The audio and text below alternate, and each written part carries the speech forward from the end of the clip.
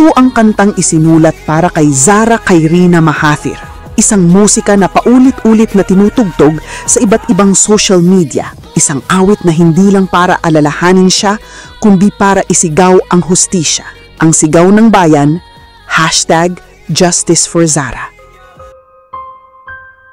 Isang magandang araw po sa inyong lahat. Ang kwento natin ngayon ay kwento ng isang 13 anyos na estudyante. Isang batang babae na noong una ay inakalang nagpakamatay. Ngunit sa kalaunan, sinasabing biktima ng karahasan mula mismo sa kanyang sariling paaralan. Balikan natin ang araw ng kanyang pagkamatay. Ang inisyal na investigasyon ng pulis, ang pagkakakinlanlan ni Zara at ang mga pagdududa ng kanyang pamilya. At higit sa lahat, ang isang pag-uusap ng mag-ina na nakarecord, isang 44 seconds audio clip na nagpabago ng lahat. Isang pirasong katotohanan na nag-udyok ng muling investigasyon, nagpasiklab ng galit ng publiko at nagtulak sa libu-libong Malaysian para mag-aklas, magmartsa at manawagan ng pagbabago. Ito ang kwento ni Zara Cairina Mahathir, ang batang nagmulat ng buong Malaysia sa katotohanan ng bullying at kultura ng pananahimik sa loob ng mga paaralan. Magandang araw mga ka-True Crime Asia. Bago tayo magsimula, nais ko munang magpasalamat sa lahat ng patuloy na sumusuporta sa ating channel. Kung bago ka pa lang dito, huwag mong kakalimutang mag-subscribe at i-click ang notification bell. Sa ganitong paraan, matutulungan mo akong makagawa pa ng mas maraming kwento at mas malalim na investigasyon tungkol sa mga kasong tulad nito. Simulan natin ang kwento sa Papar, isang tahimik na bayan sa Sabah, Malaysia. Kilala ito sa mga taniman ng palay at niyog, isang komunidad kung saan halos lahat ay magkakakilala. Sa gitna ng katahimikan, nakatayo ang isang institusyon kilala sa buong estado, ang Sekolah Menengah Kemangsang Agama Tun Datu Mustafa o mas kilala bilang SMKA Tun Datu Mustafa. Isang respetadong boarding school ito na tumatanggap ng piling estudyante mula iba't ibang panig ng Sabah. Karamihan sa kanila ay mga kabataan mula sa relihiyosong pamilya na nais mag-aral sa ilalim ng Islamic Education System, kung saan pinagsasama ang pang-akademikong asignatura at malalim na pag-aaral ng Islam. Mayroong hiwalay na dormitoryo para sa mga babae at lalaki at higit 1,000 estudyante ang nag-e-enroll dito kada taon. Sa loob ng maraming dekada, kinilala ito bilang isa sa mga paaralang nagbibigay ng disiplina, kaalaman at moral na gabay sa kabataan. At dito rin napabilang si Zara, isang 13 taong gulang na estudyante mula sa Sipitang. Para sa kanyang pamilya, malaking karangalan ang makapasok siya sa ganitong klase ng institusyon. Isang pagkakataon para sa mas magandang kinabukasan. Ngunit ang eskwelahang inaasahang magiging ligtas at magbibigay ng pangarap kay Zara ang siyang naging saksi sa kanyang huling mga oras. Bago natin talakayin ang misteryo ng kanyang pagkamatay, kilalanin muna natin kung sino si Zara Cairina Mahathir. Si Zara ay kaisa-isang anak ni Noraida Lamat at ng kanyang pamilya sa Sipitang, Sabah.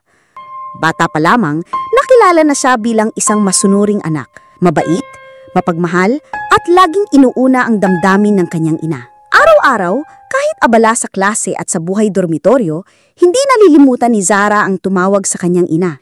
Simpleng mga salita lamang ang binibitawan niya. "Kumusta ka, ma? Mahal kita." Sa kabila ng pagiging malayo sa pamilya, pinilit ni Zara na manatiling malapit ang kanilang ugnayan. Isang patunay kung gaano siya kalambing at kahalaga bilang nag-iisang anak. Ang hindi alam ni Noraida, sa kabila ng mga araw-araw na tawag, "Kumusta ka, ma? Mahal kita," na naririnig niya, si Zara tahimik na dumaranas ng pananakit at pananakot sa loob ng eskwela. Ayon sa mga ulat, si Zara ay patuloy na binubuli ng ilang estudyante mula sa mga prominenteng pamilya. Ang isa dito ay sinasabing anak ng dating prinsipal ng SMKA Tun Datu Mustafa. Hindi natin babanggitin ang kanilang mga pangalan bilang pagsunod sa ipinapatupad nilang batas. Ngunit ang mga suspek ay pawang minor de edad, mga abusado at feeling privileged. Ang ganitong pangbubuli ay hindi isang beses lang nangyari.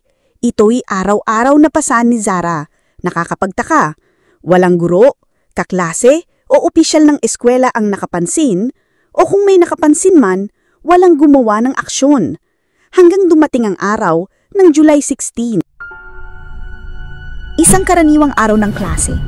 Maaga pa lamang, pumasok na si Zara sa SMKA Tun Datu Mustafa. Tulad ng dati, tahimik siyang umupo sa kanyang classroom. Nakihalubilo ng kaunti pero hindi gaanong kakomportable, dala ng mga pangaaping natatanggap niya araw-araw.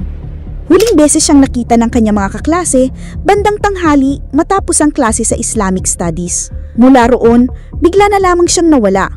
Wala ni isang guro o kaklase ang nakakaalam kung saan siya nagtungo. Ayon sa mga ulat, bandang gabi bago ang insidente, nakatawag pa si Zara sa kanyang ina na si Noraida. Sa kabilang linya, narinig niyang umiiyak at nanginginig na tinig ng anak. Paulit-ulit itong sinasabi na siya ay takot na takot at binanggit ang pangalan ng isang senior student na tinatawag niyang Kak M. Iyan ang huli nilang pag-uusap bilang mag-ina. Makalipas ang ilang oras, 3:00 ng madaling araw, isang nakagigimbal na balita ang bumalot sa papar sa may gilid ng drain sa loob ng eskwelahan. Natagpuan si Zara. Sugatan, halos wala ng malay at nag-aagaw buhay. Mabilis siyang isinugod sa Queen Elizabeth Hospital sa Kota Kinabalu. Ngunit matapos ang magdamag na pakikipaglaban para sa kanyang buhay, kinabukasan ay idineklara siyang patay. Ang kanyang huring mga salita sa telepono at ang imahe ng isang batang halos wala ng malay sa tabi ng eskwelahan ay nagsilbing bangungot hindi lamang sa kanyang pamilya, kundi sa buong komunidad. Sa unang investigasyon, mabilis na kumalat ang ulat na si Zara ay nagpakamatay. Ayon sa mga official findings, namatay siya dahil sa severe brain injury, pinsalang dulot ng kakulangan ng hangin at pagdadaloy ng dugo sa kanyang utak. Ang paliwanag, nagmula raw ito sa isang pagkahulog. Ngunit simula pa lamang, marami na ang nagtaka. Bakit biglaan? At bakit walang nakakita? Mas lalo pang dumami ang tanong nang lumabas na hindi agad isinailalim sa postmortem ang bangkay ni Zara. Ang investigating officer mismo ang hindi nag-request ng autopsy. Sa halip nakapirma ang ina ni Zara, kasama ang isang pathologist at ang investigating officer sa isang official form na nagsasaad na walang postmortem na isasagawa. Ang bangkay ni Zara ay inilibing sa kanilang bayan sa Kampong Calamaw, Mesapol, Sipitang, noong July 18, 2025. Para sa marami, iyon na ang huling pahina ng isang nakakalungkot na kwento.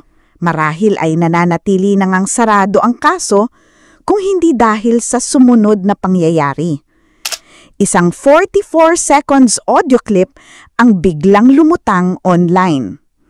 Ayon sa mga abogado ng pamilya, tunay ang recording. Dito, maririnig si Zara na umiiyak habang kausap ang kanyang ina, si Noraida. Sa pagitan ng kanyang mga hikbi, binanggit niya ang isang senior student na tinatawag niyang Kak M. Ang tinig ni Zara ay puno ng takot. Paulit-ulit niyang sinasabi na hindi siya mapatawad at patuloy na may kinikimkim na galit laban sa kanya. Ang nakapangingilabot na recording na ito ay tuluyang bumasag sa opisyal na kwento ng suicide. At dito sumiklab ang galit ng publiko sa buong Malaysia. Para kay Noraida, walang ina ang hindi magtatanom kapag nakita ang sugat sa katawan ng kanyang anak. Sa mismong Islamic burial rites, napansin niya ang mga marka na imposibleng sanhi lamang ng isang simpleng pagkahulog. Dito nagsimula ang isang bagong kabanata, ang laban ng isang ina para sa katotohanan. Sa social media, sumabog ang balita.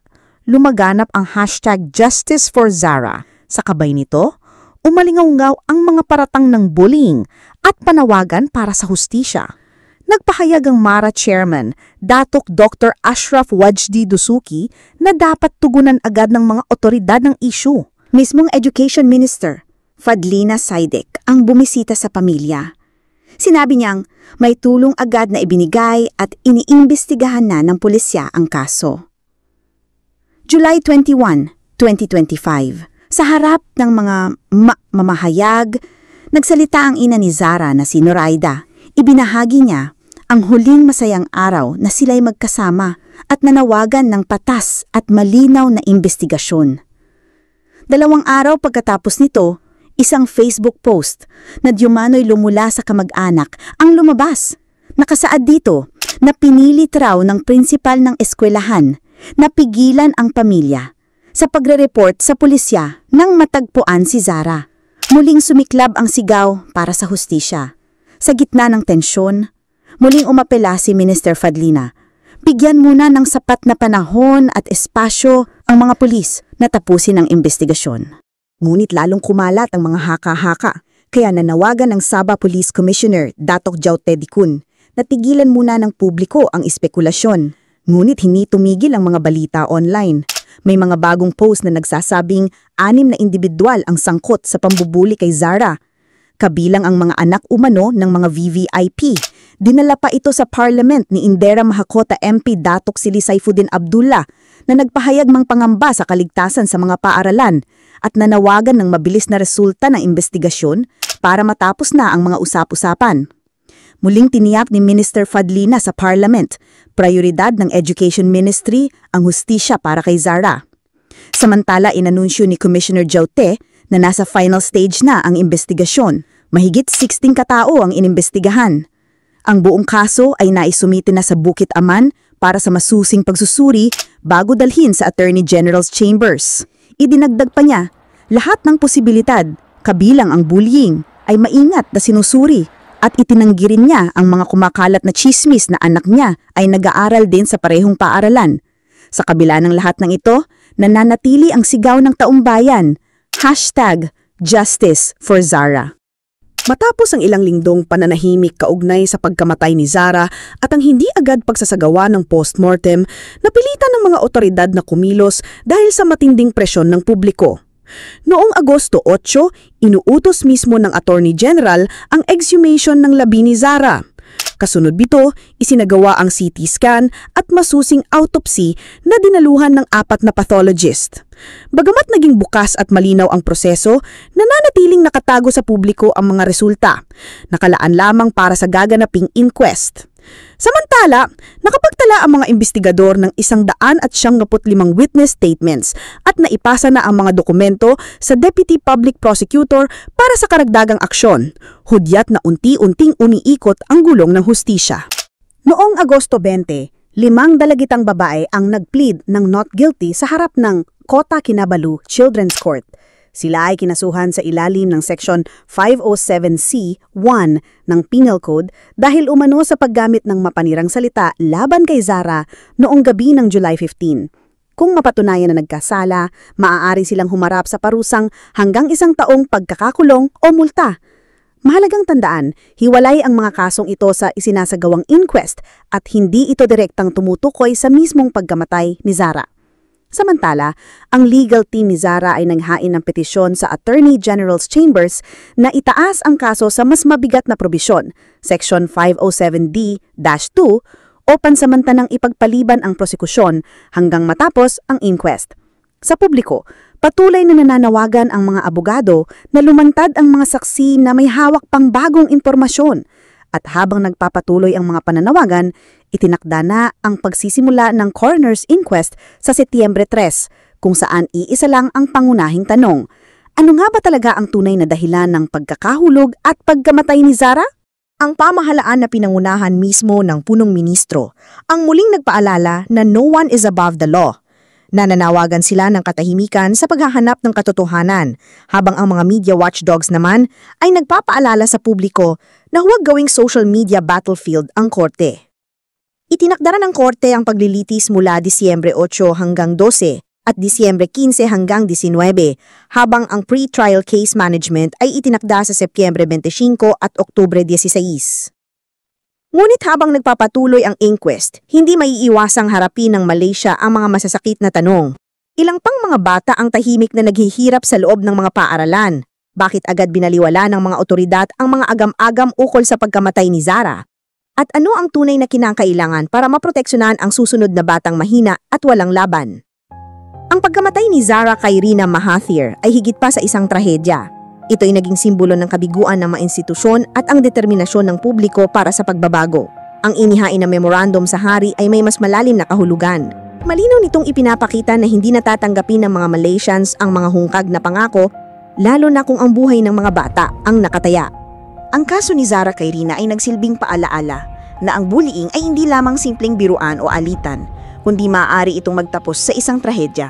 At hindi lang ito nangyayari sa Malaysia, kundi maging dito sa Pilipinas, kung saan marami ring kabataan ang patuloy na tahimik na nagdurusa. Naway magsilbi itong aral at panawagan para sa mas ligtas na mga paaralan at mas mahabaging lipunan. Ako si Janet at ito ang True Crime Asia. Maraming salamat sa inyong panonood.